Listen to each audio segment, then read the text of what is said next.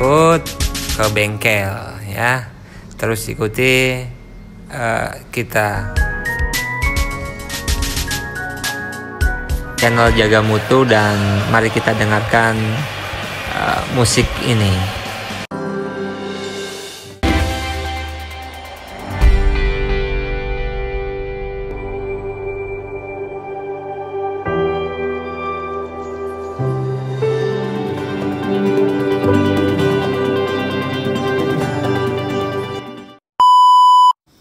Selamat berjumpa kembali dengan kami Jaga Mutu. Ini kita akan menceritakan tentang sejarah Vespa. Kemudian di situ di video ini kita juga akan menampilkan Vespa yang punya saya pribadi untuk di rebuild. Jadi kita lagi mau benerin mesinnya, kemudian sampai kita nyalakan mesinnya.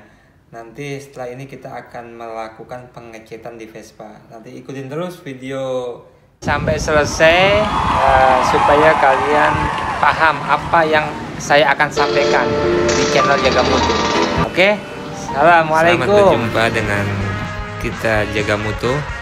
Pemirsa, Vespa itu dari masa ke masa sangat digandrungi oleh kaula muda, baik yang baru masa puber sampai ke orang-orang dewasa, karena desainnya yang futuristik, menarik, dan benar-benar sangat bagus, sangat gimana ya, karena karya seni yang sangat indah dan tidak termakan zaman gitu. Jadi dari masa ke masa itu tetap bagus saja, pantas dipakai. Itu Vespa.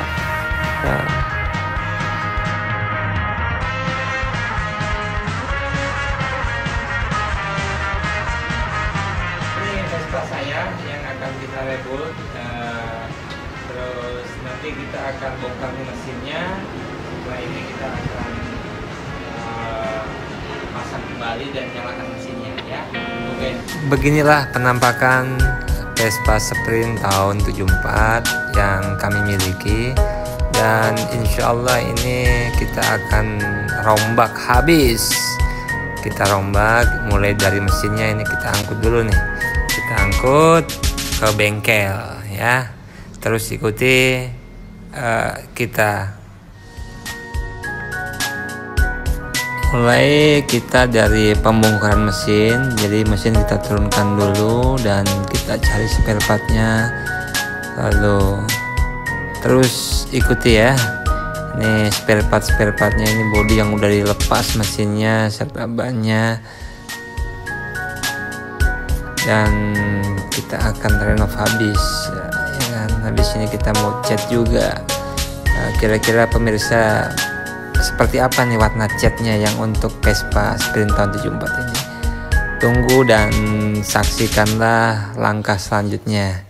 Kita akan tes setelah ini mesin jadi. Kita tes suaranya bagaimana, masih layak nggak nih mesin hidup kan gitu.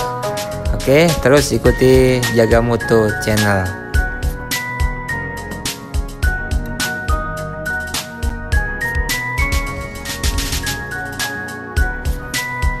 Kita akan lumasi dulu beberapa spare part supaya nanti mudah untuk dibongkar, biar nggak aus lah ya. Kita lumasi dulu nih.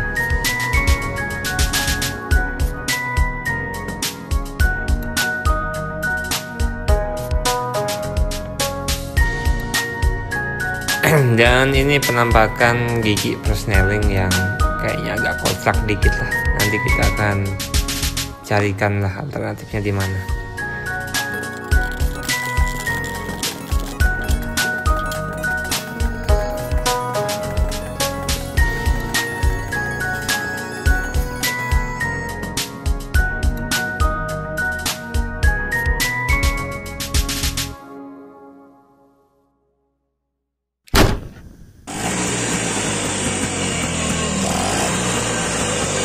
Alhamdulillah mesin sudah nyala.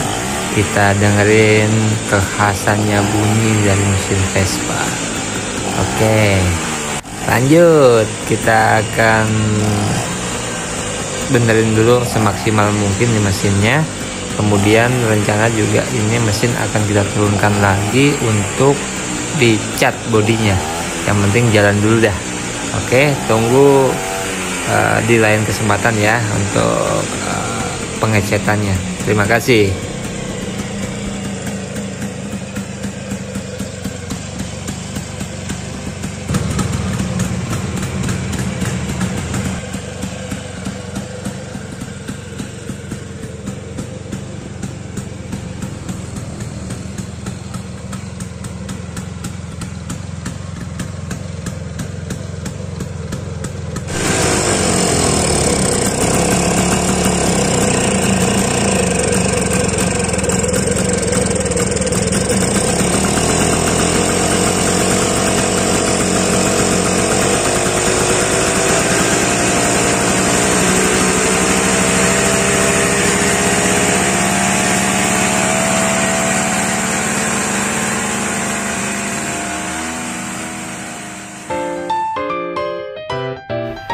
Vespa dikenal banyak orang di dunia sebagai kendaraan klasik asal Italia.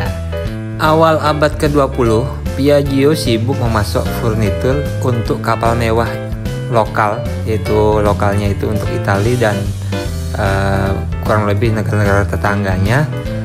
Tetapi Rinaldo Piaggio merasa bahwa sektor ini menawarkan kesempatan terbatas. Akhirnya dia memutuskan untuk memperluas ke usaha lain, yaitu ke sektor kereta api dan ke sektor penerbangan, karena waktu itu sedang terjadi Perang Dunia Pertama. Akhirnya pada tahun 1944, karena mendekati akhir Perang Dunia Kedua, perusahaan Piaggio diteruskan oleh anak Rinaldo, yaitu Enrico Piaggio. Dari sisa-sisa onderdil pesawat tempur pabrik buatan ayahnya, lalu ia menemukan ide membuat kendaraan skuter.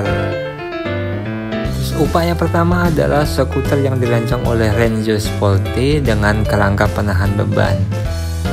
Nah, itulah Vespa pertama dinamai dengan Moto Piaggio dalam iterasi MP1 dan MP5-nya dijuluki Paperino. Itulah awal mula Vespa dari Piaggio. Dikutip dari italiaonthisday.com, Enrico membangun kembali pabrik Pisa dan Pontedera untuk mengambil keputusan berani untuk beralih dari memproduksi pesawat ke sepeda motor. Yaitu Enrico terkesima melihat motor militer kecil buatan Amerika yang dijatuhkan dengan parasut dan dipakai oleh pasukan militer sekutu saat perang melawan Jerman di Milan. Terus dari situlah Enrico ini sangat-sangat pengen sekali membuat motor Vespa. Nama Vespa sendiri itu diambil dari sejenis hewan lebah atau tawon biasa orang kita bilang. Jadi kalau kita lihat Vespa itu dari atas, bentuknya mirip dengan lebah. Vespa langsung populer waktu diproduksi sekitar tahun 1946. Jadi Piaggio itu memproduksi hanya di bawah 2.500, tapi penjualannya itu sangat-sangat luar biasa gitu. Terus pada Juni 1956, 1 juta Vespa telah diluncurkan dari jalur produksi. Makanya itu udah hebat banget itu waktu itu. Kita semua tahu juga bahwa Vespa adalah motor ikonik dari Italia. Hadir untuk pertama kali pada 22 April 1946. Dalam bahasa Italia, Vespa artinya tawon atau lebah. Jadi kalau memang kita suka makan madu dan lain-lain, jadi tawon ini semuanya bisa bermanfaat gitu. Oleh karena itu Vespa ini satu-satunya kendaraan yang bisa menjadi idola bagi siapa saja. Padahal penamaan Vespa sendiri ini diawali dari ketidaksengajaan pemilik Piaggio, yaitu Enrico Piaggio. Italia adalah merupakan salah satu negara di benua Eropa yang memiliki sejumlah kota yang indah dan cantik. Makanya Vespa pun indah, ya. Indah sekali Vespa gitu. Pontedera merupakan sebuah kota di Italia. Kota ini terletak di bagian barat, tepatnya di Provinsi Pisa. Pada tahun 2008, kota ini memiliki jumlah penduduk sebesar 27.800-an jiwa. Itu sumbernya dari Wikipedia. Museum Piaggio terletak di Pontedera, sebuah kota kecil yang berada di antara Florence dan Pisa. Jadi museum ini dibuka pada tanggal 29 Maret 2000 dengan menempati 3.000 meter persegi. Museum ini dirancang oleh Andrea Bruno untuk mempertahankan memori histori perusahaan yang paling penting di tengah selatan Italia. Jadi tujuan Museum Piaggio didirikan adalah untuk melestarikan dan menekankan nilai sebuah ingatan sejarah yang luar biasa.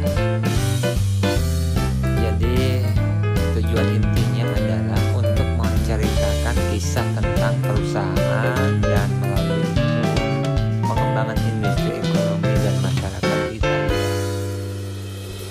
Di museum ini juga bisa memproduksi Vespa secara terbatas dan sesuai dengan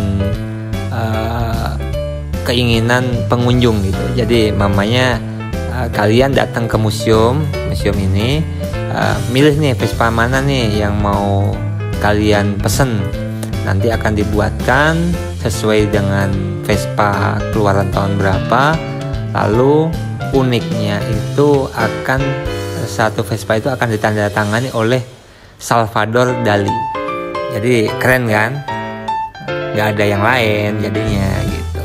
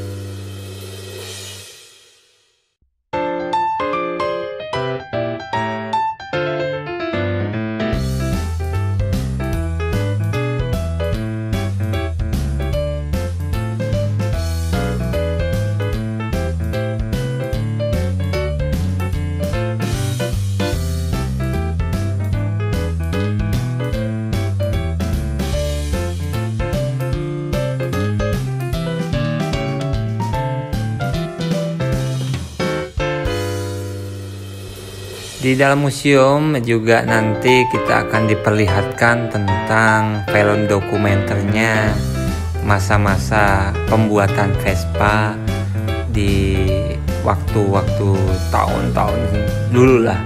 Jadi ada film dokumenternya, ada bagaimana bikin Vespa itu pada tahun segitu sampai sekarang.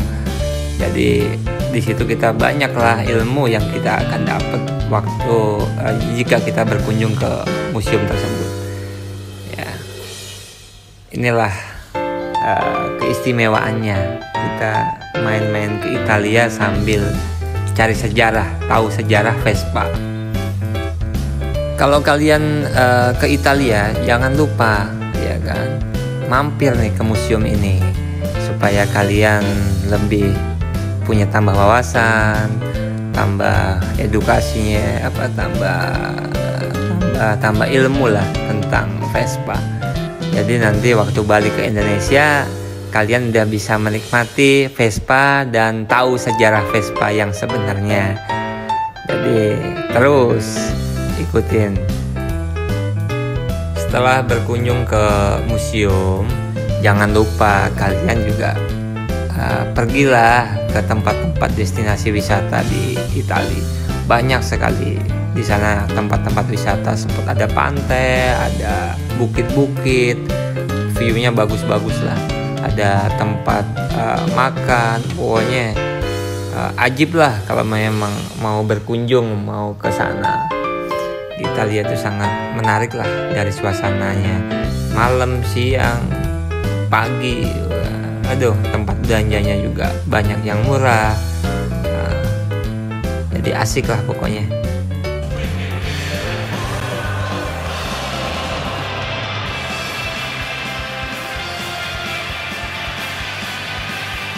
Jadi jaga mutu juga lagi punya Vespa, ingin direbuild jadi yang bagus, biar jadi original. Kemudian kita ini penggemar Vespa supaya kita bisa bersilaturahmi dengan Vespa yang lain. Tetap Vespa itu selalu menjaga mutunya dalam produksi dan bersosialisasi dengan masyarakat, baik di asalnya, di negeri asalnya sampai ke belahan dunia manapun. Teman-teman Vespa itu adalah satu wadah di mana menjadi saudara semuanya. Oke, terus ikuti channel Jaga Mutu dan mari kita dengarkan musik ini.